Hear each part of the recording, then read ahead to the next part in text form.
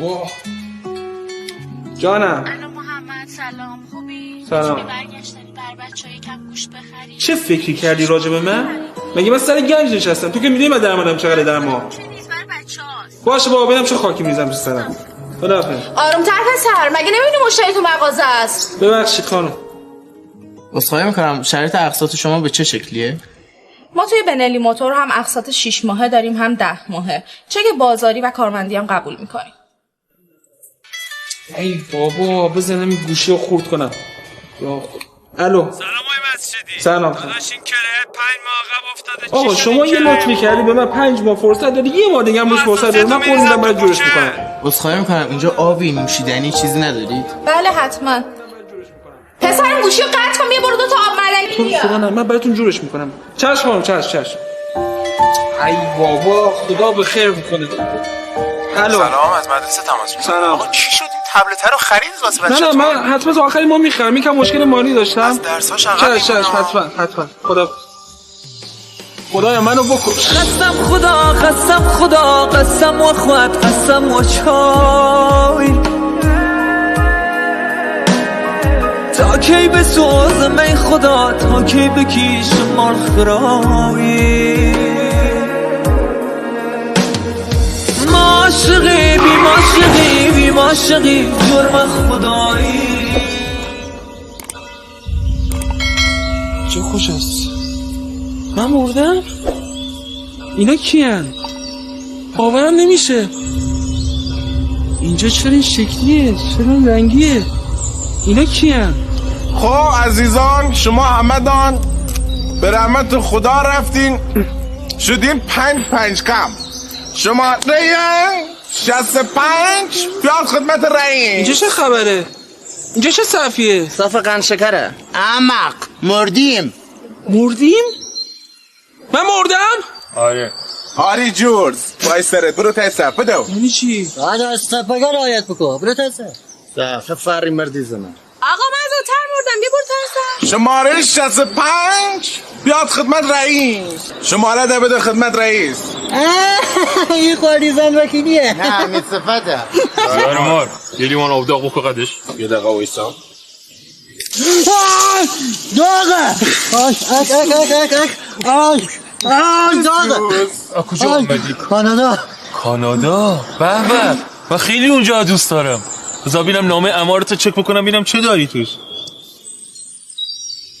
یه بار تو خیابان صدات بلند کردی گفتی آقا یواش، بعد عذرخواهی کردی؟ آری. به ببرش بهشت.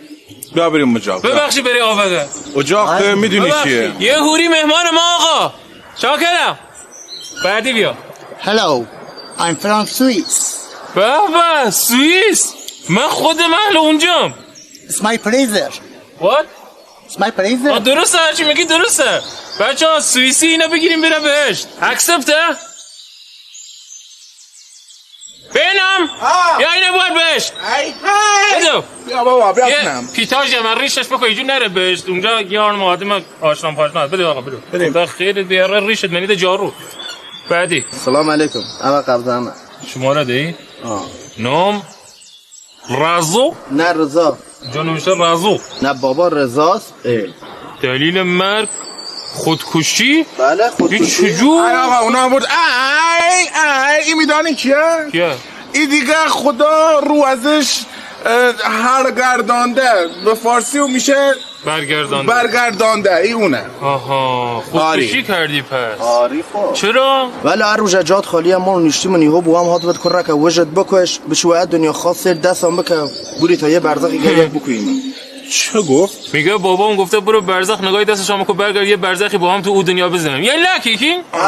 بوری اله وجه مینود. بوری اله وجه. گر یک کتیمه. نفر بعدیم. سلام.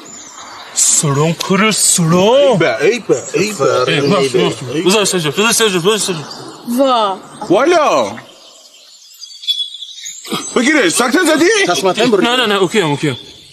تو دیگه بری چون مردی. بابا داشتم لایف میگرفتم از پله افتادم مردم. الانم هر کاری میکنم اینترنت وصل نمیشه. تازه این موهاشم بیرون بو علمش جهنم واسه تا راویزانش کنم میلبال فیکس اگن؟ نه آرایشم زیاد آرایش میکنی؟ آرایش میکنه. بیا این بیوتی بلندر، این هایلایتر، اینا بلاش کانسیله. بفرما اینا ببر بهش برای خودت آرش کانتور. بفرما بیا بریم آباجی بیا بریم آباجی. عالی ببین بهش برای خودت خوش باشی. آقا یکی به من توضیح بده اینجا کجاست؟ من تو خیابان بودم ماشین بهم زد یا چش باز کردم اینجام. این چه جهنمی ما اومدم؟ فعلا جهنم نیست برزخه. یعنی چی؟ چه جوابیه؟ بذار ببینم میری جهنم یا این نه. نشد ساکت. بی تربیت. یا نمای اموالشو چک بکنیم. دزدی گوش. شما از کجا میدونید؟ دزدی صندوق صدقات. کرایه خانه‌تو ندادی 5 ماه حق و ناس. چی شده؟ قسط بانکشو نداده. برو زور موتو. حالا کجایی تو؟ ایران کجاست؟ رازو؟ ایران آکو یارو پشت تفریانم نقشه. بذار یه لحظه هیستوری ما چک بکنم.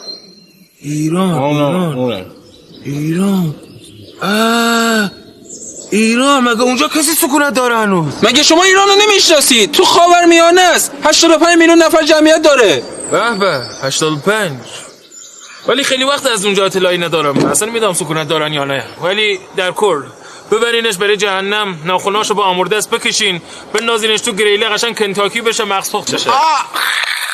یه لحظه وایسا میبینم چه میخواد بگه. ببین من اگه کرایه ندادم، اگه دزدی کردم، به خاطر سیر کردن شکم زن و بچه‌م بوده.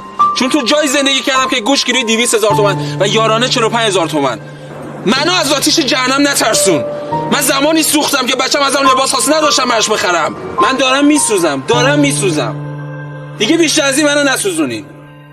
تمام شد. خیلی تاثیرگذار بود.